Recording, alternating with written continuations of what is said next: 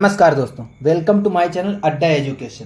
देखिए, बिहार पॉलिटेक्निक का रिजल्ट आया। रिजल्ट आने के बाद बहुत सारे बच्चे वेट कर रहे थे कि कब काउंसलिंग स्टार्ट होगी, तो इसका काउंसलिंग शेड्यूल भी रिलीज़ कर दिया गया है। काउंसलिंग शेड्यूल रिलीज़ किया गया है। मैं आपको इस पूरे वीडियो में ये सब कुछ बताने वाला हूँ कि कब कैसे आपको चॉइस फिलिंग करनी है, कितने राउंड की काउंसलिंग होगी, चॉइस फिलिंग किस तरीके से करनी जिससे आपको गवर्नमेंट कॉलेज मिल जाए, और ये सब कुछ आपको फ्री ऑफ कॉस्ट अवेलेबल होगा। आप यूट्यूब पे देखेंगे तो उसमें बहुत सारे लोग ऐसे मिलेंगे जो आपसे पैसे की डिमांड करेंगे कि आपको इतने मेरे ये पैकेज ले लीजिए, ऐसा कर लीजिए, वैसा कर लीजिए। लेकिन मैं आपको इसमें कम्प्लीटली फ्री ऑफ कॉस्ट सारी सर्विसेज देने वाला हूँ।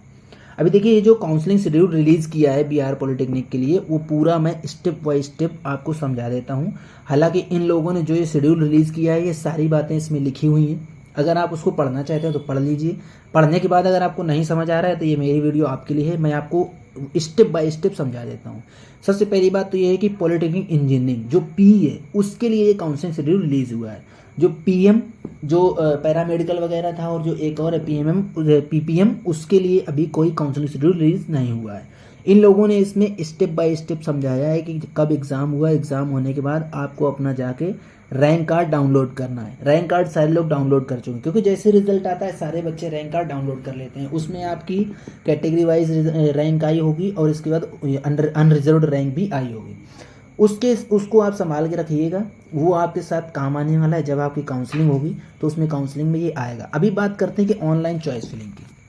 तो जो काउंसलिंग स्टार्ट होगी उसमें आपको पोर्टल में जाना है, ऑनलाइन काउंसलिंग पोर्टल अब DCECE। उसमें आपको न्यू रजिस्ट्रेशन का एक ऑप्शन मिलेगा। उसमें सबसे पहले आपको click here for new registration का जो लिंक होगा उसमें लिंक करके अपने आप को रजिस्टर करना है। जब आप रजिस्टर कर लेंगे तो आपका एक यूनिक आईडी, यूज़र आईडी और पासवर्ड क्रिएट हो जाएगा। जो आपने मोबाइल नंबर रजिस्टर्ड किया था और जो आपकी ईमेल आईडी थी, उसके थ्रू आप अपना यूज़र आईडी और पासवर्ड क्रिएट कर सकते हो। लॉगिन करने के बाद आपको कॉलेजेस और ब्रांच के चॉइस भरनी है। आप मैक्सिमम कॉलेजेस भरिए और मैक्सिमम ब्रांचेस भरिए। मतलब ये है कि जैसे आपकी रैंक थोड़ी सी गड़बड़ है और आपको लग रहा है कि मुझे ये वाली नहीं कॉलेज मिलने वाला है या ये वाला रैंक नहीं मिलने वाली है, तो आप बेधड़क दूसरी ब्रांच के लिए भी रेडी रहिए और कॉलेजेस के नंबर ऑफ़ कॉलेजेस भरिए। मैं आपको ये बताने वाला हूँ, मैं क्यों ये बोल रहा हूँ कि नंबर ऑफ़ कॉलेजेस भरिए आप, क्योंकि इस बार थोड़ा सा काउंसलिंग शेड्यूल में चेंजेस किए गए हैं। उन चेंजेस को मैं बता रहा हूँ और बहुत ध्यान से सुनिएगा आप लोग, क्योंकि अगर इसमें कुछ एक बार गलती हो गई तो फिर वो सही नहीं होने वाली है। अगर आपने जो जो आप चॉइस फिलिंग करेंगे, उनको जो लास्ट डेट है चॉइस फिलिंग की, वो मैं अभी आपको आगे बताऊंगा। उसके पहले आप उनको एडिट कर सकते हैं। मतलब ये है कि जब लास्ट डेट हो गई उसके बाद ना आप एडिट कर सकते हैं ना आप रजिस्ट्रेशन कर सकते हैं। जो आप उसको एडिट करेंगे तो उसमें लॉक अनलॉक का ऑप्शन आएगा। जब जैसे आपने मैक्सिमम चॉइसेस भर दी, अब आपका मन कर रहा है कि अरे यार मुझे एक चॉइस और ऐड करनी है इसमें, या एक कॉलेज और ऐड करना है, तो उसमें अनलॉक के ऑप्शन पे क्लिक करेंगे आप। आपके पास एक OTP आएगा ईमेल और आपके मोबाइल नंबर पे, उसको डाल के आप काम कर सकते हैं अपना। जैसे कि इसमें लिखा है registration, choice locking and unlocking की प्रक्रिया OTP ऑथेंटिकेशन के माध्यम से की जाएगी। मतलब इन लोगों ने कोशिश करी है कि इस सिस्टम को पूरा सिक्योर बना दिया जाए, ताकि जिस तरीके के इशूज़ क्रिएट हो रहे हैं इस तरीके के इशू ना क्रिएट हों। अभी आगे मैं बताता हूँ। ऑनलाइन काउंसलिंग है तो रजिस्ट्रेशन एंड चॉइस फिलिंग की प्रक्रिया वन टाइम है। सबसे इम्पॉर्टेंट चीज़ है, जो ध्यान देने वाली बात है, कि ये जो रजिस्ट्रेशन आप करेंगे ये वन टाइम रजिस्ट्रेशन है। अगर आपने रजिस्ट्रेशन नहीं किया तो इसकी जितने भी राउंड की काउंसलिंग होगी आप उस काउंसलिंग में नहीं पार्टिसिपेट कर पाएंगे। तो सबसे फर्स्ट एंड फॉरमोस्ट काम आपके लिए ये है कि जैसे ही इसका रजिस्ट्रेशन की डेट स्टार्ट होती है आप सबसे पहले रजिस्ट्रेशन कीजिए। रजिस्ट्रेशन करने के बाद जब तक जो टाइम आपके पास अभी है उसके पहले आप अपने कॉलेजेस की लिस्ट बना लीजिए। आप ये डिसाइड कर लीजिए कि आपको अगर एक ब्रांच नहीं मिली तो आप सेकेंडरी ब्रांच के लिए रेडी हैं कि नहीं, या टर्सरी ब्रांच के लिए रेडी हैं कि नहीं। मतलब आपके पास 2 से 3 ब्रांचेज ऐसी होनी चाहिए कि अगर ये नहीं तो ये नहीं तो ये, मतलब option A, option B, option C तक आप रेडी करके रखिए। Same goes with colleges. आप कॉलेजेस की लिस्ट बना लीजिए कि आपको पटना मिला, मुजफ्फरपुर मिला, या नहीं मिला ये दोनों में, तो आप थर्ड जगह कहाँ जाएंगे, फोर्थ जगह कहाँ जाएंगे। इस तरीके से आप पूरा काम कर लीजिए। ये पूरी प्रक्रिया वन टाइम रहने वाली है। अगर कोई अभ्यर्थी फर्स्ट राउंड में रजिस्ट्रेशन नहीं करते हैं तो रजिस्ट्रेशन कर अपना चॉइस फिलिंग नहीं करते हैं, तो ऐसे जैसे आपने रजिस्ट्रेशन कर लिया, अब आपने चॉइस फिलिंग नहीं करी, आप सोच रहे हो कि नहीं चॉइस फिलिंग अपने आप हो जाए, और दोबारा में आप चॉइस फिलिंग करेंगे तो आपको सेकेंड चांस नहीं मिलने वाला है दोबारा के लिए। सबसे मेन इंपॉर्टेंट चीज़ ये है। अभी क्या है कि अभ्यर्थी अपना सीट आवंटन रिजल्ट देखने है तो निर्धारित तिथि से अपने अकाउंट में लॉगिन कर अपना सीट आवंटन रिजल्ट देख सकते हैं। जैसे आपने पूरा ये जो चॉइसेस फिल करे, चॉइस फिल करने के बाद जब आप लॉक कर दोगे, अगर आप नहीं लॉक कर रहे हो तो जो उसकी लास्ट डेट है उसकी लास्ट डेट पे वो अपने आप चॉइसेस आपकी लॉक हो जाएंगी। फिर आपकी सीट अलॉटमेंट से पहले आपके पास एक प्रोविजनल अलॉटमेंट ऑर्डर डाउनलोड करने के लिए आपके ईमेल पे आ जाएगा, जिससे कि आप अपना प्रोविजनल जो अलॉटमेंट ऑर्डर है उसमें देख सकते हो कि आपने कौन कौन सी सीट्स उसमें फिल करी थी। इसमें एक बहुत अच्छी चीज़ दी गई है कि अपग्रेडेशन का ऑप्शन दिया गया है। जैसे आपको कोई एक सीट अलॉट हो गई, अब आपको ये लग रहा है कि मुझे इससे कोई अच्छी सीट मिल सकती है, अच्छा कॉलेज मिल सकता है, तो आप उसमें अपग्रेडेशन के लिए सिलेक्ट कर सकते हो। इसमें क्लियरली इन्होंने लिखा है अगर कोई अभ्यर्थी अगले राउंड की काउंसलिंग के लिए अपग्रेडेशन है तो अपनी इच्छा व्यक्त नहीं करते हैं तो उन्हें अगले राउंड की काउंसलिंग के लिए विचार नहीं किया जाएगा। जैसे आपने अपग्रेडेशन के लिए अपनी नहीं डाला उसमें कि मैं अपग्रेड करना चाहता हूँ, तो आपके लिए कोई ऑप्शन नहीं होगा सेकेंड राउंड के लिए। लेकिन अगर आपको जैसे सीट मिल गई लेकिन आपने अपग्रेडेशन के लिए डाल दिया तो आप सेकेंड राउंड के लिए अब एलिजिबल हो जाओगे। इसके बाद आवंटित सभी अभ्यर्थी चाहे जिन्होंने अपग्रेडेशन की इच्छा व्यक्त किया हो अथवा नहीं, डाउनलोड किए गए प्रोविजनल अलॉटमेंट ऑर्डर में डॉक्यूमेंट वेरिफिकेशन एडमिशन हेतु रिपोर्टिंग सेंटर नाम एवं तिथि अंकित होगा, जिसके अनुसार आपको ये वहां पे जाके रिपोर्ट करनी है।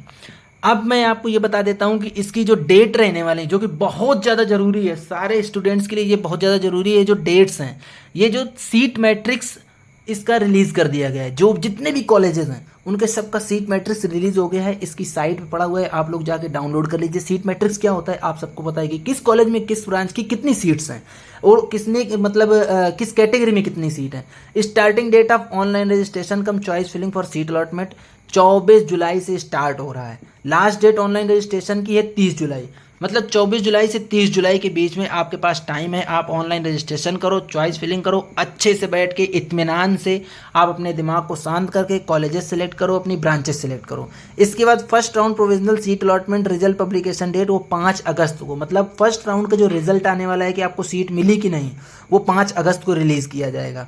Downloading of allotment order first round का 5 अगस्त से 9 अगस्त के बीच में डाउनलोड होगा। डॉक्यूमेंट वेरिफिकेशन फॉर एडमिशन 6 अगस्त से 9 अगस्त के बीच में किया जाएगा। Second round provisional seat allotment result publication date 14 अगस्त को सेकेंड राउंड की मेरिट लिस्ट आपके पास आने वाली है। इसके बाद downloading of allotment order next इसमें मैंने मेंशन कर दिया गया है। अभी इन्होंने क्लियरली बोला है कि आप लोग ये क्लेम नहीं कर सकते कि मेरे इंटरनेट नहीं चल रहा था तो आपको कोई भी किसी भी तरीके का कोई रिलैक्सेशन दे दिया जाए, या आपका कोई भी फॉल्ट हो गया तो उसमें आपको ये बोल दें कि कोई एडिट करने के लिए या किसी तरीके का कोई ऑप्शन इन्होंने नहीं दिया है आपको। तो इसमें स्टूडेंट्स को बहुत ज़्यादा ध्यान देने की ज़रूरत है। अभी इन्होंने ये बताया है कि डॉक्यूमेंट वेरिफिकेशन के समय आपको क्या क्या लेके आना है। तो देखिए 10th और 12th का जो इन्होंने मूल प्रवेश पत्र, मूल अंक पत्र, मूल औपबंधिक प्रमाण पत्र यानी कि जन्म तिथि, इसके बाद डिप्लोमा सर्टिफिकेट, प्रवेश प्रतियोगिता परीक्षा का मूल प्रवेश पत्र, जो मैंने भी बताया कि आपको एडमिट कार्ड अपना लेके जाना है DCECE का, उसमें फोटो जो लगी है उसके साथ 6 फोटोज और लेके जानी है। जात प्रमाण पत्र आपका होना चाहिए, निवास प्रमाण पत्र आपका होना चाहिए, चरित्र प्रमाण पत्र होना चाहिए। अगर आप SMQ कोटा से आते हैं तो उसका सर्टिफिकेट होना चाहिए, EWS का सर्टिफिकेट होना चाहिए। इसके बाद डिसेबल्ड कोटा का सर्टिफिकेट होना चाहिए। कॉपी ऑफ आधार कार्ड आपके पास होनी चाहिए। जो आपने ऑनलाइन एप्लीकेशन फॉर्म ए और पार्ट ए पार्ट बी भरे थे स्टार्टिंग में, उसकी हार्ड कॉपी होनी चाहिए। आपका रैंक कार्ड होना चाहिए। Verification slip in 2 copies as downloaded along with biometric form in 1 copies counselling के समय साथ लाना अनिवार्य है। जो आप वेरिफिकेशन स्लिप जो कॉलेज से वेरिफिकेशन करवाओगे उसकी स्लिप भी आपको साथ में लेके जानी है। अभी इन्होंने आगे बताया कि डॉक्यूमेंट वेरिफिकेशन की तिथि तक वांछित शैक्षणिक योग्यता के अनुसार उत्तीर्णता आवश्यक है, अन्यथा वे नामांकन के हकदार नहीं होंगे। मतलब आपको जो डॉक्यूमेंट वेरिफिकेशन के लिए मतलब जो सीट अलॉट हो गई उसके लिए आपको जाकर डॉक्यूमेंट वेरिफिकेशन करवाना ही करवाना है। अगर आपने डॉक्यूमेंट वेरिफिकेशन नहीं करवाया तो वो आपकी सीट चली जाएगी। इसके बाद इन्होंने क्लियरली बोला है रिपोर्टिंग नोडल सेंटर पर जाकर अपना डॉक्यूमेंट वेरिफिकेशन कराने के पश्चात अगर अगले राउंड की काउंसलिंग के लिए अपग्रेडेशन हो तो इच्छा व्यक्त किए हैं, जो मैंने अपग्रेडेशन की बात आपको बताई थी, तो ये अपना मूल प्रमाण पत्र के साथ हस्ताक्षरित डॉक्यूमेंट वेरिफिकेशन स्लिप अपने साथ वापस ले लें।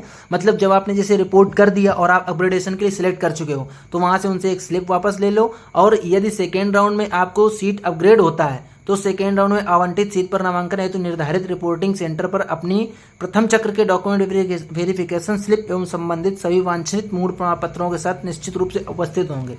आप चले जाओ वो स्लिप लेके सेकेंड राउंड की जो आपको चॉइस मिल गई है, अन्यथा जो सेकेंड राउंड में आवंटित सीट को रिक्त मान लिया जाएगा। मतलब जो स्लिप मिली आपके पास अगर आप वहाँ नहीं पहुँचे सेंटर में तो आपको सेकेंड राउंड में जो सीट मिली है वो भी रिक्त मान ली जाएगी। और इसके बाद जो जिसके फलस्वरूप फर्स्ट राउंड की आवंटित सीट भी रिक्त हो जाएगी। मतलब आपने वहाँ से अपग्रेडेशन की सीट स्लिप ले ली और आप यहाँ पे जाकर डॉक्यूमेंट वेरिफिकेशन भी नहीं करवा रहे हो, सेकंड राउंड में जो आपको अपग्रेडेड सीट मिली है, अगर आप ऐसा नहीं कर रहे हो तो आपकी दोनों सीट चली जाएंगी। इसके अलावा अगर आपको इस वीडियो में कुछ चीज़ नहीं समझ आई है, कुछ और आपके डाउट्स हैं, आपको काउंसलिंग करवानी है, काउंसलिंग सर्विसेज चाहिए, तो आप हमारी टीम से कॉन्टेक्ट कीजिए, हम आपको फुल सपोर्ट करें।